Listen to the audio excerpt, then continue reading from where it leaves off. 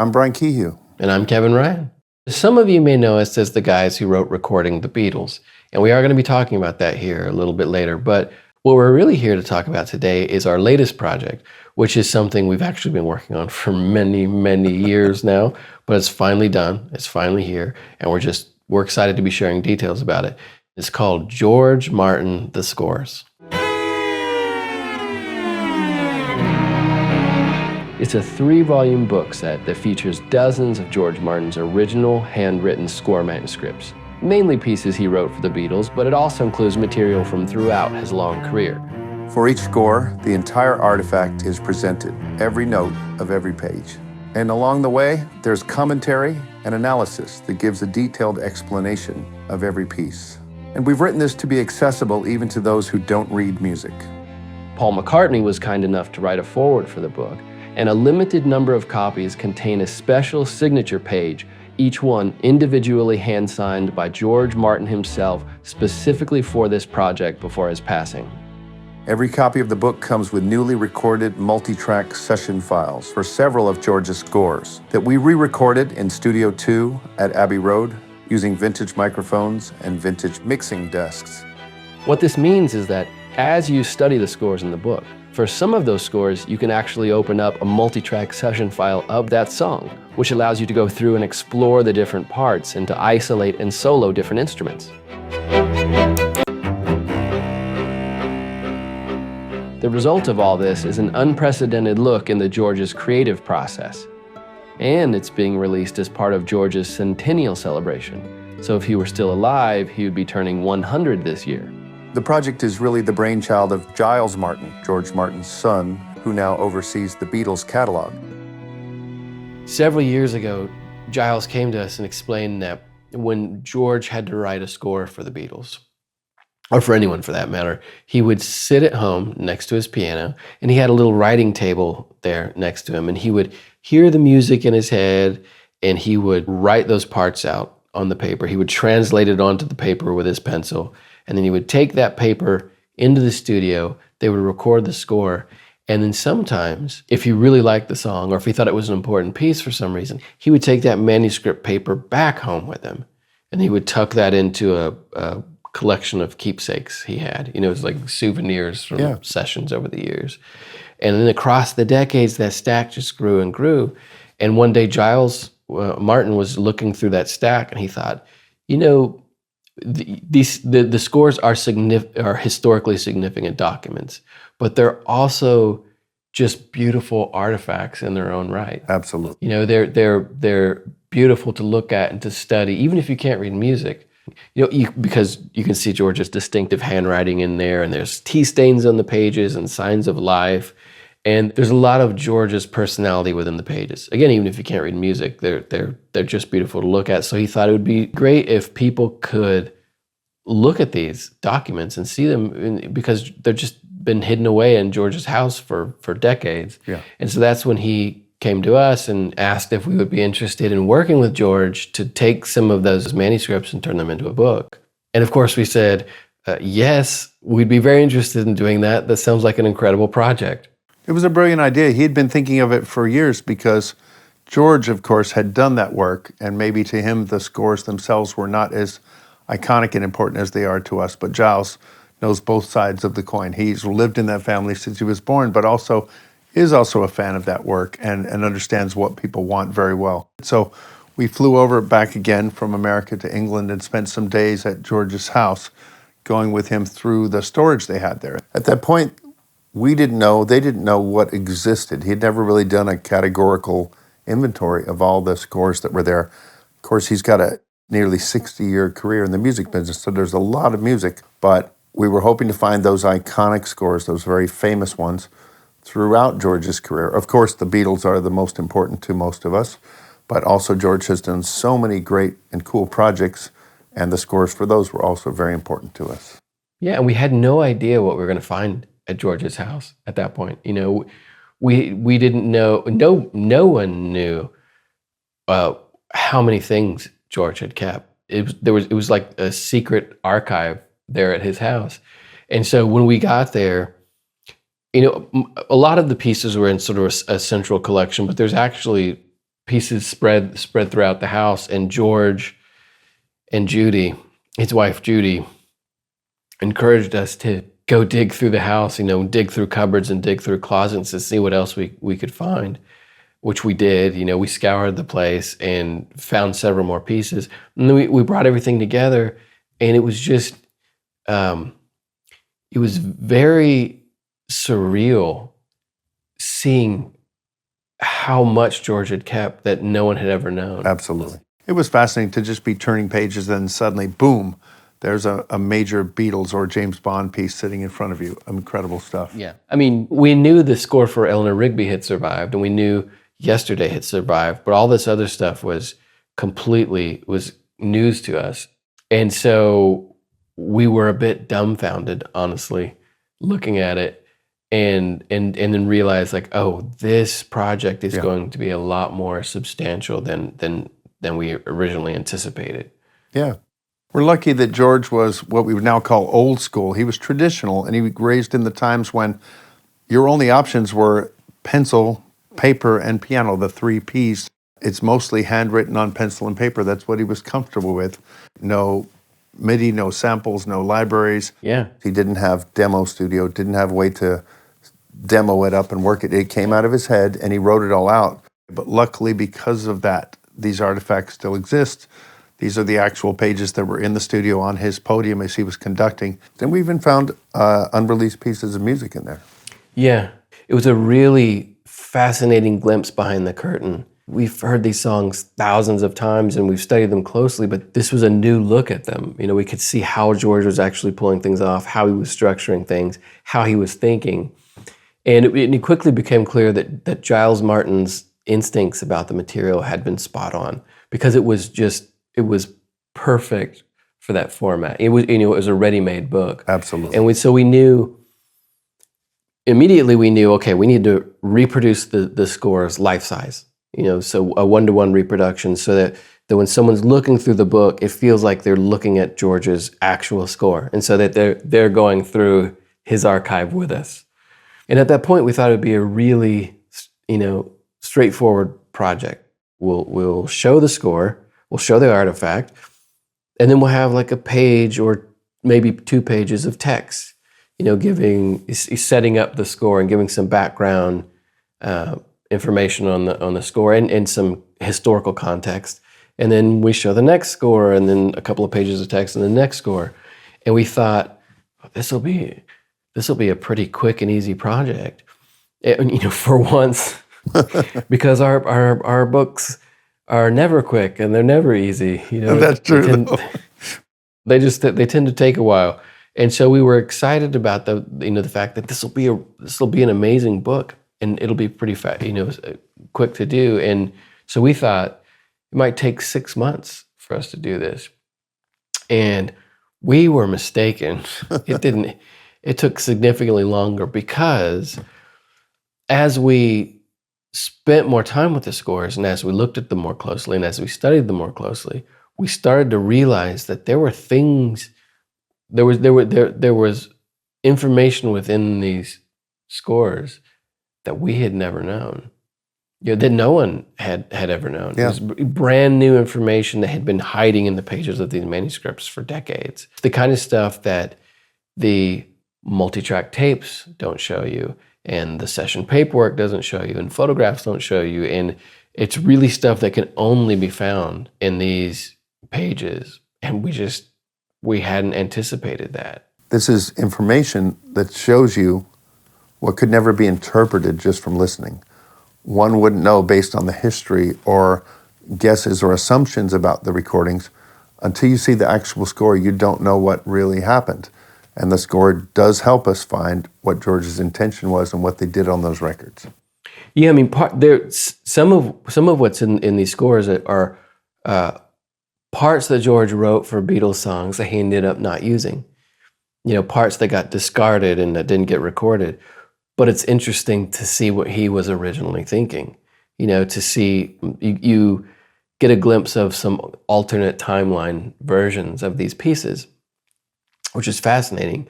And there are parts in there that he wrote that got altered and modified and changed into the parts we now know on the records. And then there are also parts that he wrote that did get recorded, but then got erased from the tape. And so those parts only exist now on these, on these sheets, and in some cases allow us to resurrect that lost audio. There's just a bunch of lost parts, really. It's a lot of things that could have been in Beatles songs and that George originally thought would be in Beatles songs, but that didn't make it, for one reason or another. And there's all kinds of other things. There's stuff which gives us a new understanding of how the song was recorded or how it was originally structured before things got moved around.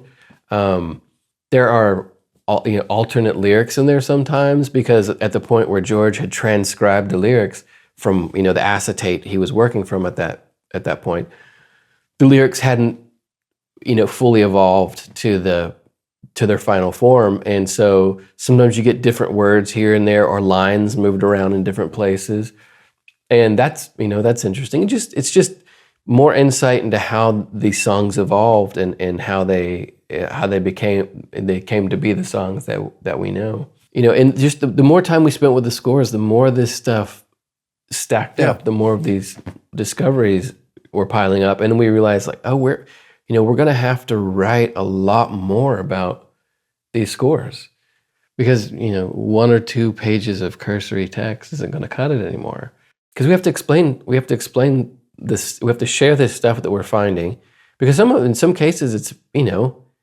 it changes our understanding of how the song came to be. And then we realize we're actually going to have to walk the reader through the score from start to finish, because in order to talk about some of these discoveries, for instance, to talk about this strange thing we discovered about the song's intro, we have to talk about the song's middle eight and some of the choices George made in between them. And so in order to write this broader text that we needed to write, we decided to reach out to several professional composers and arrangers and orchestrators and conductors and people that live and work in that world every day, same world George was working in.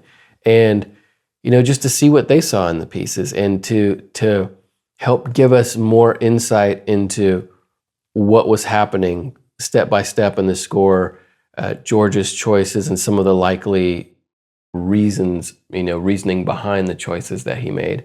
And their input was just really invaluable. They're looking at it from performance aspects, the way this is easy to play, that was hard to play. George chose this note because of the blend, or we don't do that with horns. They're very experienced, and they live in the orchestration world every day, as George could do. And so they're explaining it to us. We're getting different viewpoints from people. And so different experts around the world are looking at a piece, and they're telling us what they see. In the end, we took their input and their observations and combined it with our input and our observations, and that became this knowledge base that we then used to write the text in the book. But it was really a team effort, multiple minds and multiple sets of eyes looking at the scores and pulling out the important bits so it could be conveyed to the reader. So with each piece, we have the score presented as it is, life size, all the writings and the blank spaces and the repeats and the scribblings in and out are original to the score. We have an introduction to each piece explaining in time and place where it sits in the catalog of what George was doing, the reasons this particular score is important or what's noteworthy.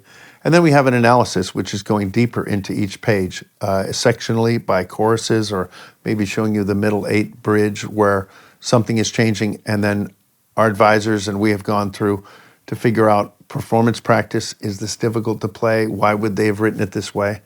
And then we've gone into even further some of the parallels and influences. If George has, for example, stated a specific influence on this piece of music, what made him want to create it, we try to put that in there to put it in context. Because the pages are so large and we're filling out each score with more information, it actually grew and grew and grew far beyond what we thought it might be. So we had to basically divide it up into 3 books. The 3 volumes of this set cover chronologically George's work throughout several decades here. And there's evolutions in the way he scored things, but it's also interesting to see the style changes that he goes through over the years. Volume 1 starts in 1965, and then it goes through to the end of Sgt. Pepper in 1967. Then Volume 2 picks up in 1967 post Sgt. Pepper and goes through to the end of the White Album in 1968. And Volume 3 starts in 1969 with the Abbey Road material and goes through to the end of George's career. So Volumes 1 and 2 cover that golden 60s era that everyone loves so much.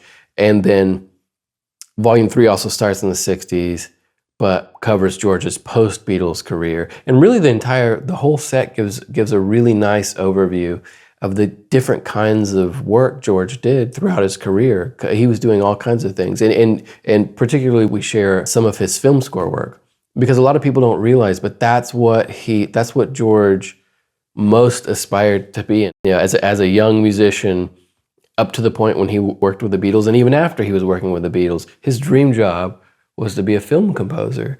And he achieved that dream. He scored several films, and he was really good at it. And so we've included several of those pieces. So it's a nice slice of that part of George's career. Yeah.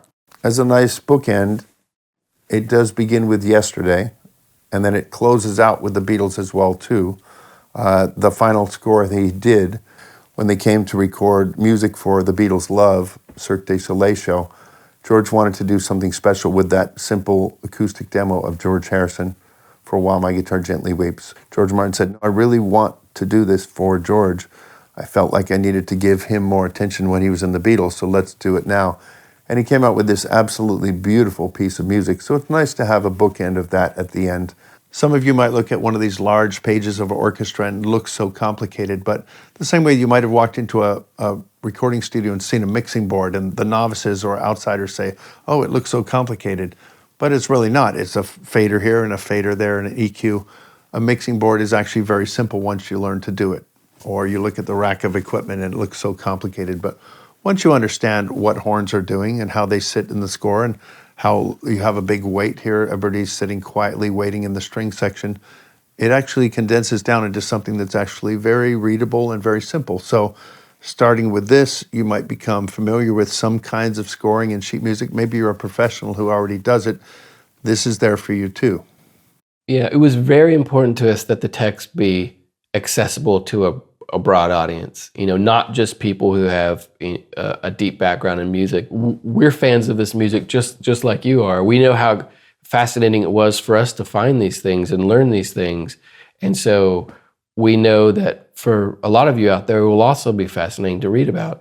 And it was important to us that we convey that and write that in a way that even if you don't read music, you're still going to be able to understand most of it. If you don't read notes, it's still not a problem.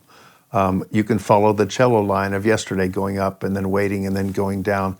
We explain it piece by piece, and with timings of each piece, you can follow where you are in the song. So on many of these pieces, you can listen to the recording, look at the score. You can conduct along at home if you want to be a conductor, and you can learn to do those things. George was very pleased when we talked about having this book be a kind of introduction to written notated music, because so many people don't read music in this world, and that's common.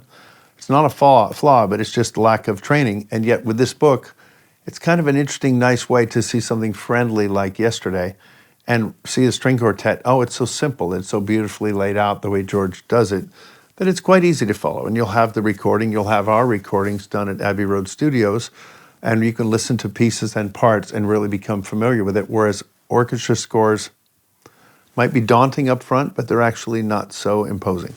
So we're going to be back with more videos. We have more stuff about this book, and we were going to talk about recording the Beatles. Practically every day we get a message from someone asking how they can buy Recording the Beatles, wondering when it's going to be back in stock. So we just want to acknowledge that we know there are a lot of people out there eager to get their hands on that book. And yes, a new Recording the Beatles edition is coming. We've been actually working on it for a really long time.